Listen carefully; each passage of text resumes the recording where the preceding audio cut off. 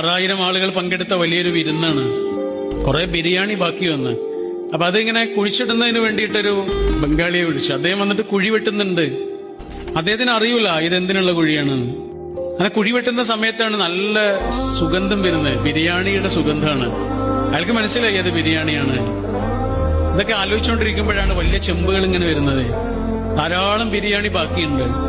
ആ ബാക്കി വന്ന ബിരിയാണി ആ കുഴിയിലേക്ക് ഇങ്ങനെ തട്ടിയിടാൻ പറഞ്ഞു അദ്ദേഹത്തോട്. അയാൾ ആ കുഴിയിലേക്ക് തട്ടിയിട്ട് നിറഞ്ഞുപോയി. അപ്പൊ അയാളോട് ഇങ്ങനെ ചവിട്ടി താഴ്ത്താൻ പറഞ്ഞു. അയാൾക്ക് പറ്റുന്നില്ല. അയാളിങ്ങനെ വിങ്ങി പൊട്ടിയിട്ട് ഇങ്ങനെ നിൽക്കുകയാണ്. അപ്പൊ അടുത്ത് നിൽക്കുന്ന ആരോ ചോദിച്ചു, നിങ്ങളുടെ പേരെന്താ? ഗോപാൽ യാദവ്. നിങ്ങളുടെ വീട് എവിടെ? ബീഹാറിലാണ്. വീട്ടിൽ ആരൊക്കെയാ ഉള്ളത്? ഭാര്യയും മോളും. മോളെന്താ പഠിക്കുകയാണോ?